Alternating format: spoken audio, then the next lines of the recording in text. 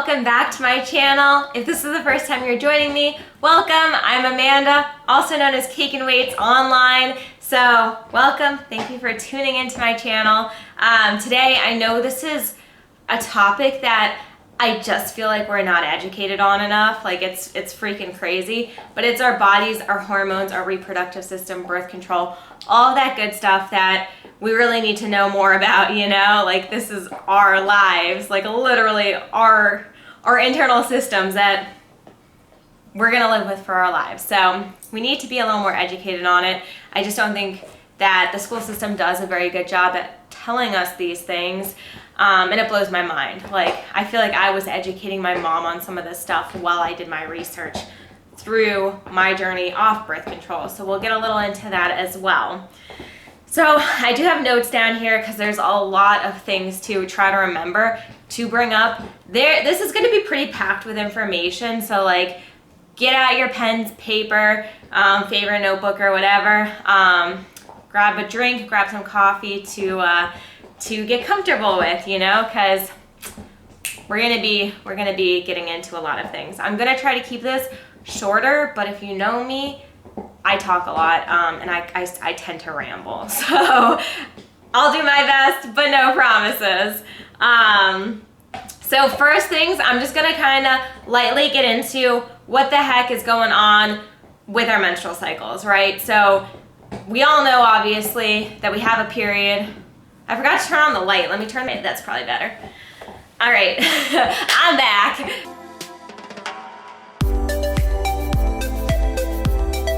So we all know we have a period, and with that period, there's ovulation, right? So we'll go through this. The follicular phase is from the first day of your period to ovulation, so somewhere around like day 1, your first day of your period, to like day 14, 16, 18. Some people have longer cycles, and I tended to, especially when I first got off birth control, my cycles, you know, it's like typically like the 28-day cycle. Now that's not actually pretty typical. It can vary from, I want to say, like 26 days to 32, 34 is more of like the average range. I started off with like, I think even like almost close to 40. I think I was like 38-day cycles, starting to get more regulated. I came off last year, April or May, I can't really remember which. I want to say it was April. I think it was around Easter, so I think it was April. And I took some supplements to just help regulate my system. I will say the Google was a good resource, obviously like reputable articles on Google, but another huge resource, the one I would recommend first and foremost, is the book Beyond the Pill from Dr. Jolene Brighten.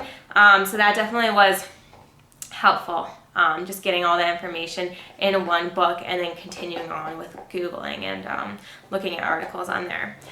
So back to your cycle. The follicular phase is the first day of your period to ovulation, however long that might be. And then there are ways to track that, which we'll get into later. I don't want to get off track and then keep having to, you know, restart. So in the follicular phase, your estrogen is elevated. This is when your eggs preparing to release into the ovaries and the lining of your uterus is building up, right? So cool things happen inside of our bodies literally all month long, which is why us as females are amazing.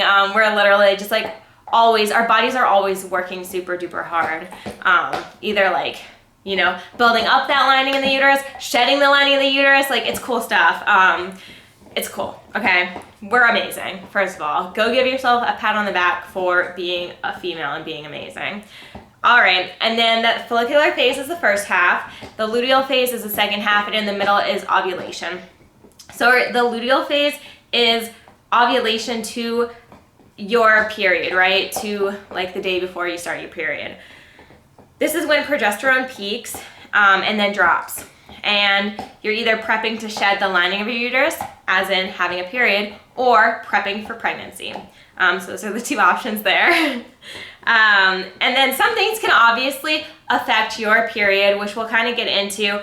But like for sure, stress can affect your period. I know when we were moving, like the December, the month right before we moved, my period was super long because we were packing everything. Like oh my gosh, we're moving halfway across the country. This is freaking crazy. I was supposed to get my period. I was like waiting for it to come. And it was just like, you know, a longer cycle like back when I first got off birth control. But yeah, basically that can affect your cycle, like eating low calorie foods, being in a deficit, starting to exercise even more, losing weight, all of those things can definitely cause irregular cycles. It's honestly just another form of stress on your body, right? So stress is like one of those big things, and then there's other ways that you kind of build up that stress, and that's what's going on with your body. You're in a too low of a fat zone to be having a period, so that's not a good thing. So that's when people are like, I want to get abs so bad, I'm just going to cut my calories, and then they lose their womanhood of having a cycle.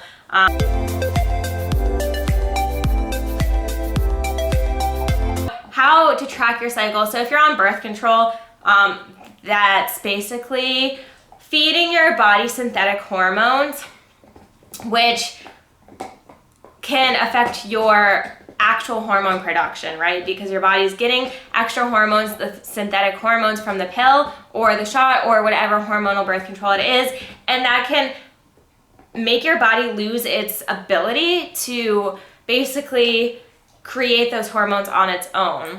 So not optimal, of course. I do see a need for the pill and birth control for some people, and I was on it for 10 years before I knew what the heck it was doing to my body. So no shame if that's something that you're on, you feel the need to stay on, that's totally fine. But once I learned all of that, I was also in a committed relationship, or like still am, I'm in a committed relationship. So I felt like it was like very safe for me. It just kind of depends on who you are as a person, how responsible you are when that situation comes up, that, you know, you might need to be like, hey, we need protection. So yeah, obviously do what's going to be best for you. Like if you're not in the position to have a baby and be able to care for a baby, and you know that you're not going to be able to say, hey, it's time, I'm fertile and we need to use that protection, then you be responsible. You can stay on birth control if you want. But with that being said, you can actually only get pregnant 5 to 6 days out of the month. So kind of crazy. They don't teach you that in school, right? Like, whoever I tell that to, their minds are freaking blown. They're like, what? I can only get pregnant 5 to 6 days out of the month? Why didn't nobody tell me this before? I don't know. Maybe they're trying to scare you. I don't know. But that's like super important information right there to kind of tell you, you know, if I am tracking my cycle, it's not the worst thing in the world. When you start, you're going to have more days that you need that protection. Then once the data and the algorithm gets synced with your cycle, you can do less days, right? So basically tracking your cycle, I use an app. I would 100% recommend using an app if you're going to go this method, because there are changes that you can see, but it's very hard for you to actually keep track of like the changes and see like the slight changes. So basically you take your temperature every single morning. During the luteal phase of your cycle, your temperature is lower. As you get closer to ovulation and you ovulate, your temperature gets higher. But I'm not saying it's like your temperature is 96, then it's like 99. It's like your temperature is 97.3, then your temperature might go up to 98, you know? And it's one of those consistent things. So definitely would recommend using an app to do that. There are some other things that you can do to help the data there as well, like an LH test strip. Should have gotten my kit. So basically, it's kind of like taking a pregnancy test, I guess. You like pee in a cup, and then you put the strip in, and then you like let it sit out. There are 2 lines, and it's either positive or negative.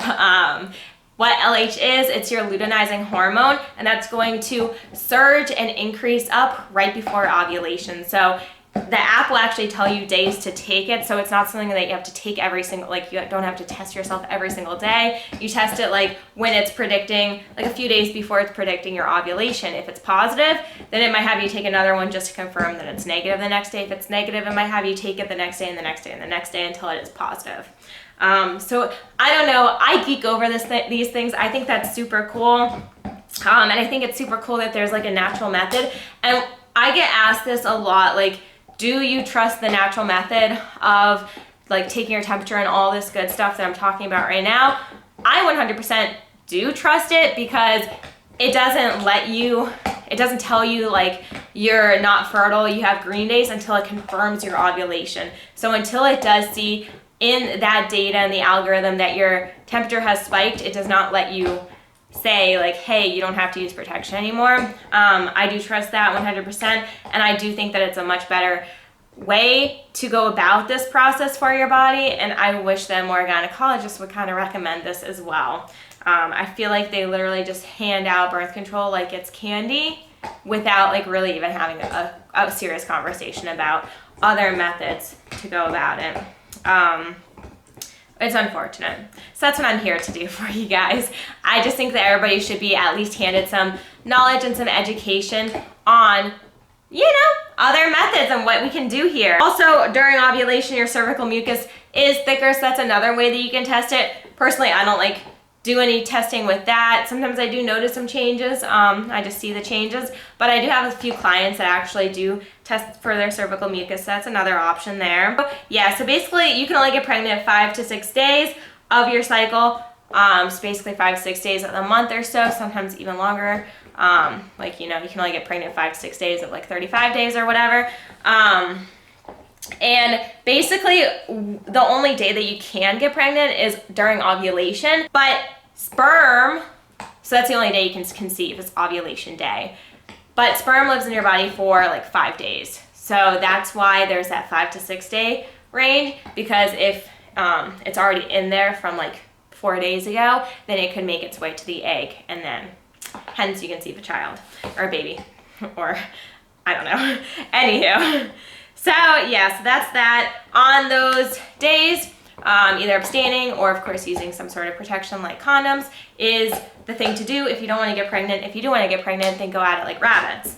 That's my advice there. Okay, so now that we got into tracking your cycle, so you can kind of figure out like how to track it in the first place.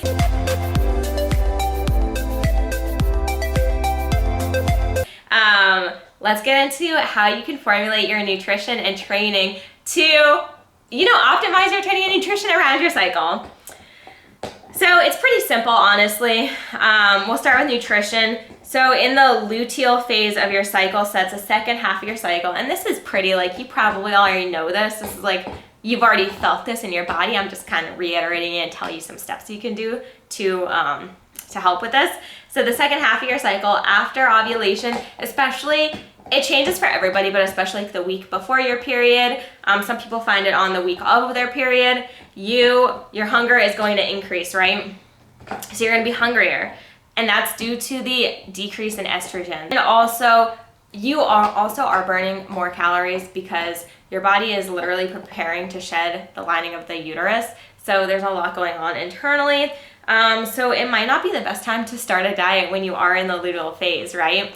It might be better to wait a week or two until you get to the follicular phase. That's when your hunger is gonna start like normalizing again. You're gonna feel good, those cravings are gonna go away. If you're in the luteal phase, you can always, if you're in the position, like you've been dieting, you can watch, I have another video on diet breaks and refeeds. If you're in the position to take a refeed or a diet break because you have been dieting for 2-3 months now and you're starting to see a plateau, that's when you can be doing those diet breaks and refeeds. That'd be a really good time to do that as the luteal phase of your cycle, because your hunger is going to be there for it. Your cravings are going to be there for it. So that's my one actionable takeaway for that, is to just schedule those in on the luteal phase when you do. And you can always track, I'm hungrier during this time of my cycle, you know, and it will typically be like 2 weeks or 1 week before your period. With training, so you're actually stronger and it's easier for you to build muscle in the follicular phase of your cycle. So starting from the first day of your period, you're actually most like a man when you're bleeding and doing the thing that men don't do, you know, the thing that makes us a woman.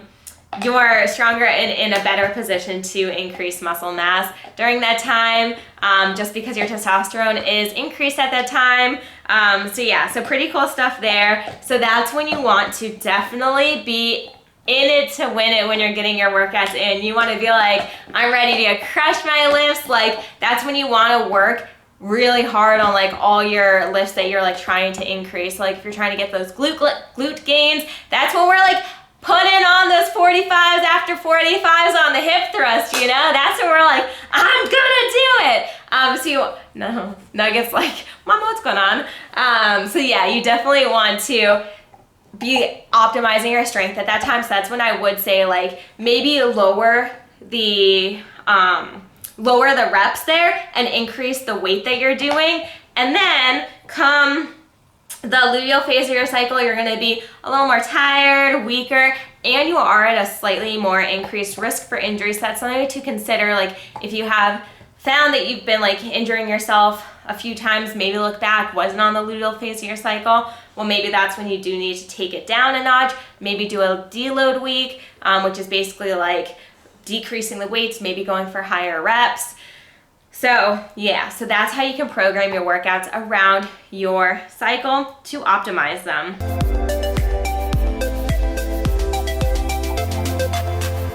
Seed cycling. I know, this is just kind of like a jumble of like hormones, but I want to give it all in one video, so let's just get into it. Seed cycling is basically a way that you can optimize the hormones that are supposed to be like high during like the different phases of your cycle, right? So during the first 14 days, you would take, or until ovulation. So if you're tracking your cycle and you see I'm not ovulating until day like 20, then you continue on taking these seeds until day 20.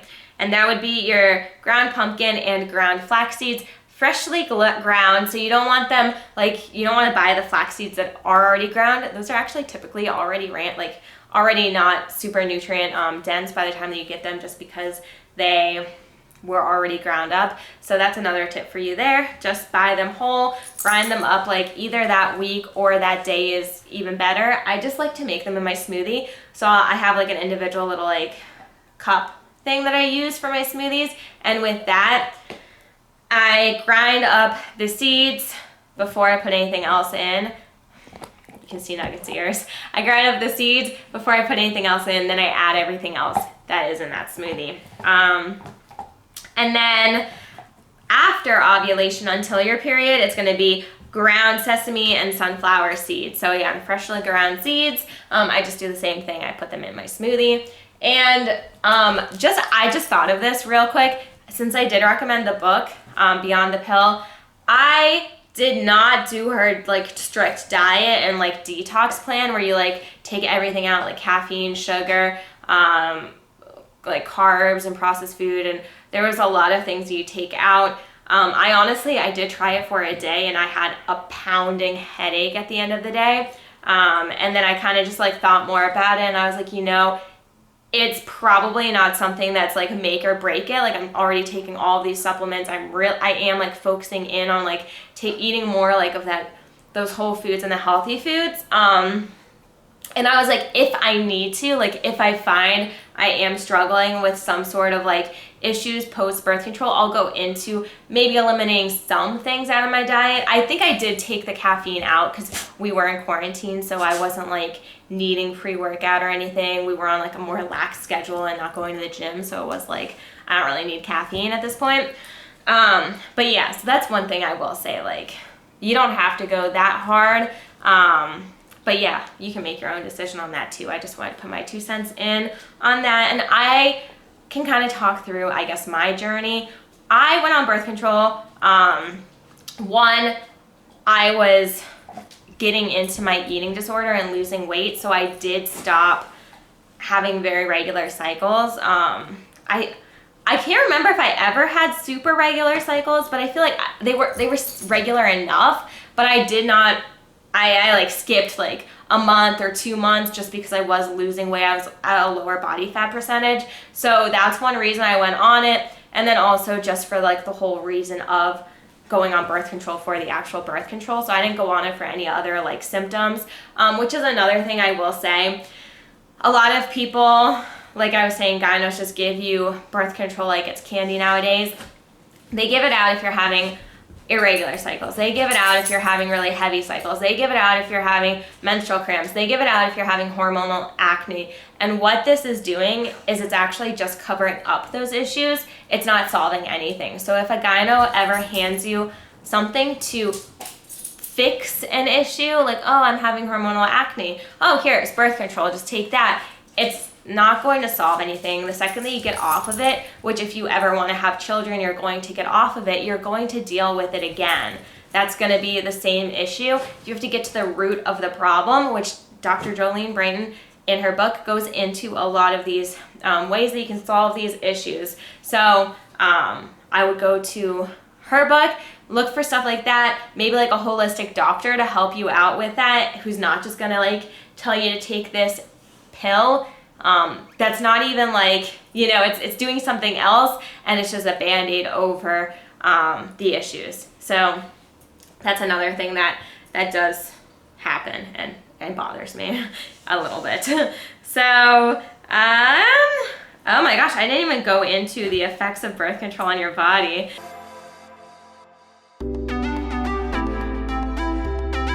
All right, we'll do this real quick.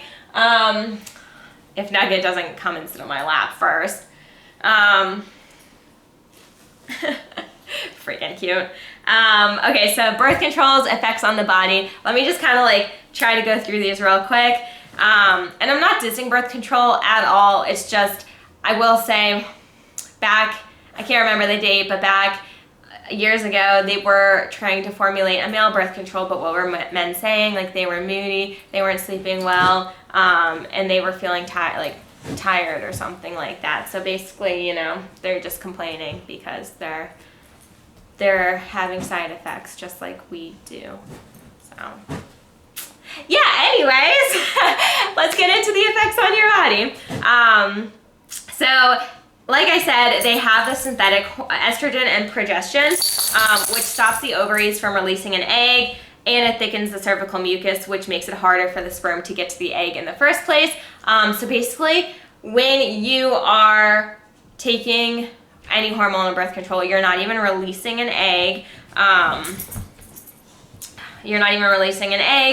So that whole process is stopped there. It's basically stopping the communication from your uterus to your brain to, like, you know, do that process. So that's one thing. Like I was talking about, it can ease the menstrual cramps and the acne and other period problems, but it's not going to cure them.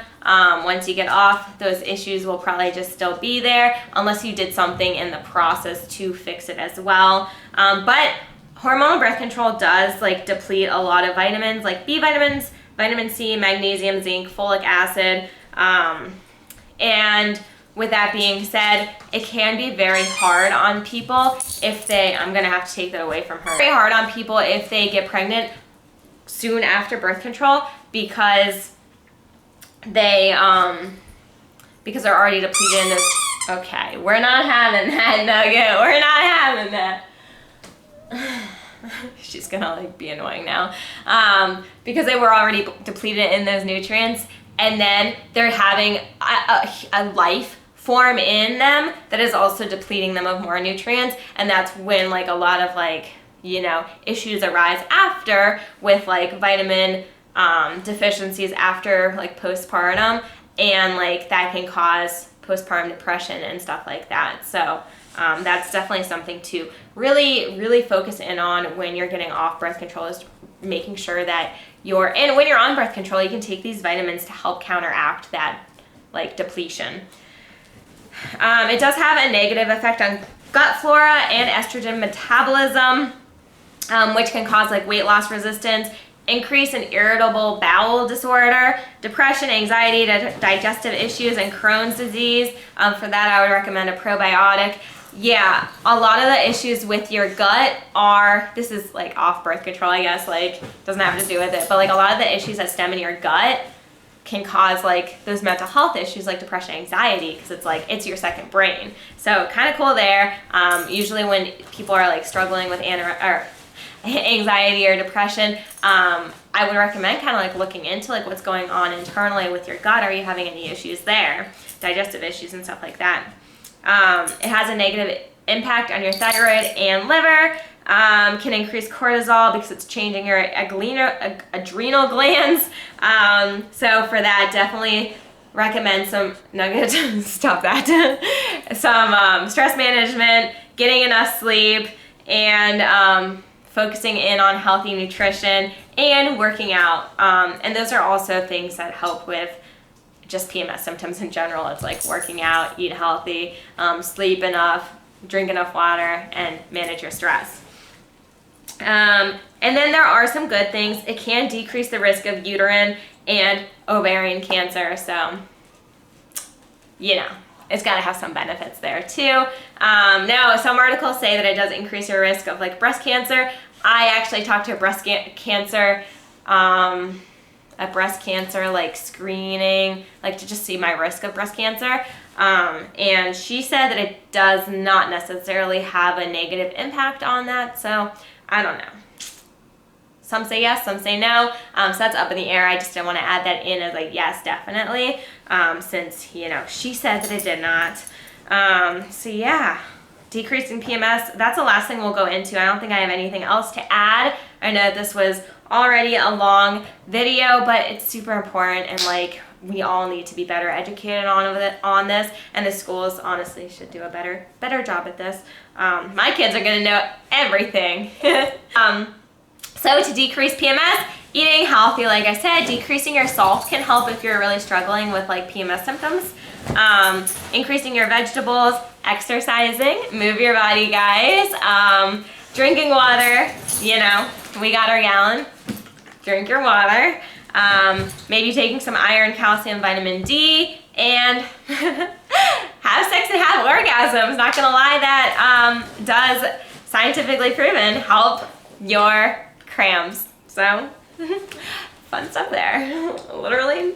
All right, so thank you guys for watching this video. I really hope it was informative, but also like kind of fun, you know, learning about this stuff. Like I'm just a nerd for it. Like it doesn't even need to be fun for me, but I hope I kind of made it a little fun for you guys, putting my little spin on it. And oh, I never finished my story. Basically, I didn't really notice too much differences when I got off the pill. I think I am a little more emotional now, which isn't a bad thing. Like I'm not like emotional like at people. I'm more emotional like when we watch like movies and shows and stuff. Like I'm like literally crying, and it's like, why? I don't think I would have cried before. Like it's just the little things that I don't know. I'm just so emotional. But yeah, that's what my boyfriend said. He thinks that you know, I may be a little more emotional, but it's not a bad thing. It's more like sad, like not as sad, but like emotional, like crying, not like I'm angry all the time, then I'm happy. It's not like that sort of thing. Just like, you know, at those emotional times, get a little teary. So yeah, so I think that that's it. But thank you guys for watching. I really hope that you did enjoy this. If you did, please give it a thumbs up, comment below, please share it with friends. You know, because we all, like I said a million times, can get more educated in this, and it's just super helpful. So again, thank you, like, comment, subscribe, and I will see you next time.